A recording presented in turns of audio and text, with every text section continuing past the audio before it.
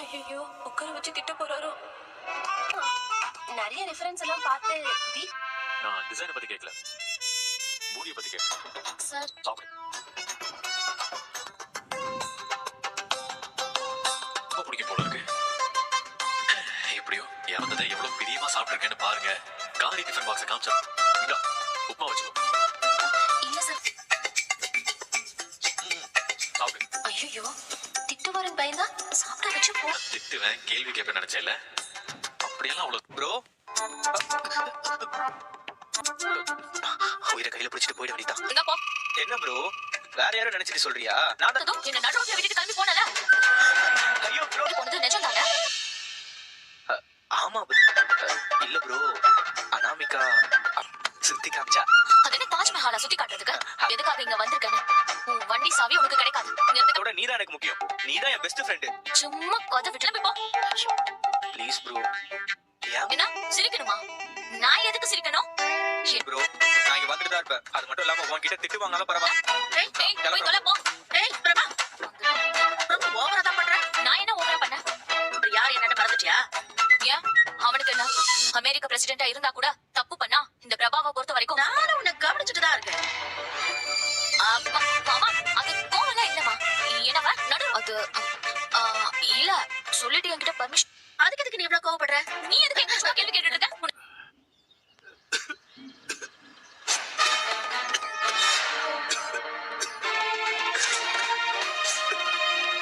தாத்தா என்ன தாத்தா இப்படி இருப்பீங்க? இது சாதாரண உங்களை நான் பார்க்க கூட்டிட்டு போறேன் தாத்தா. அங்க உங்களுக்கு வாழ்க்கையே போனஸ் தான்ப்பா. தாத்தா என்ன தாத்தா இப்படி எல்லாம் பேச போக வேண்டிய வயசுதான். தாத்தா. ஆனா மண்ணுகிட்ட இருந்து வந்த உடம்ப மண்ணுக்கு கொடுக்கறது தானே நியாயம்.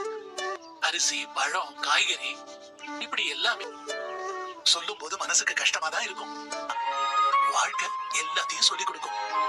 எத்தனை இருமாப்பு, எத்தனை பொய் புரட்டு நல்லபடியா நடந்துக்கிறத பார்க்கும்போது மனசுக்கு சந்தோஷமா இரு.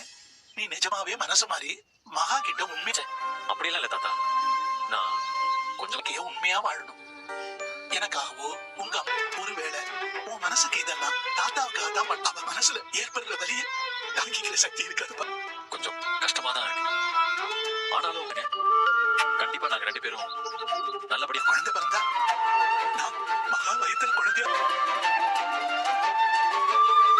அளவுக்கு உஷாரா நடிக்கணும். சூர்யா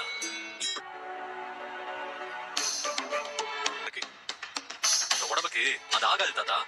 காட்டி கொடுத்துருவோம் போல இருக்கு. தாத்தா வழக்கமா நான் மயக்கம் போட்டு வேண்டதுனால அவன் ரொம்ப பயப்படுறான் போல. சந்தோஷமா இருக்கணும். என்னங்க உங்களுக்கு என்ன வேணுமோ வந்ததும் வராததுமா நீ மகா கிட்ட நடிக்கிறியான்னு கேட்டாரு. பண்ணணும். எனக்கு நீ உட்காந்து சாப்பிடு. உட்காரு. கை கட்டுற தூரத்துல தான் இருக்கு. அது என்ன 1 கிலோமீட்டர் தூரத்துலயா? டெம்பராவாலே மகா சூர்யா சொன்னதுக்கு அப்புறம் என்ன இப்பவாவது நம்புங்கக்கா. கண்டிப்பா அந்த மகா இரு நான் உனக்கு பரிமாறுறேன். இல்ல போதும் சாப்பிடு, நல்லா சாப்பிடு. இருக்கிறது சாப்பாடு இல்லம்மா, உன் புருஷனோட அன்பு. நீ தேவையில்லாம டெம்பரேச்சரை ஏத்துறாங்களே. இவன் மூச்சு போற போக்கே சரியில்லை. அம்மாக்குன்னு பார்த்தா தாத்தா கிட்ட மாட்டிப்பேன். ஆண்டவா என் பாடு. என்ன தண்ணி குடி. சாப்பிடலாம்ல.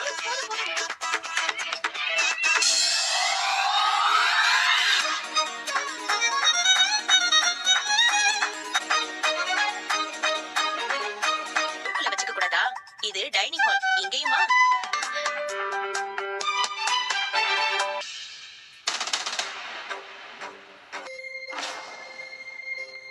என்ன ஐஸ்வர்யால இப்படி சாப்பிடாம இருந்தா எப்படிமா? உடம்புக்கு ஏதாவது அழிக்கும். எனக்கு என்ன ஆனாலும் கவலைப்படுறதுக்கு யாராவது இருக்காங்களா என்ன? ஏன் மரியும்? என்னதான் மகாவுக்கு பண்றாங்க?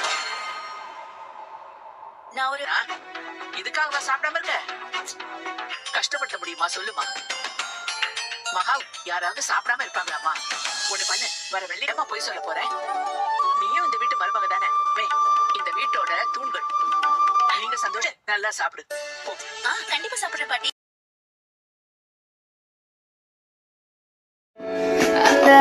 போல் அன்பு தருவாரே சின்ன அறிவிப்பும் என்று சுடுவாரே நீயும் தும்மிரடி ஆயுசு நூறாக என் உயிர் உன்னோட பொத்தி வச்சுட்டாலே என் பார்வை உன்னோடு உன் பொம்மை கண்ணோடு பேசாமல் விண்ணோடு நாம் மிதந்து போவோம் காதோரம்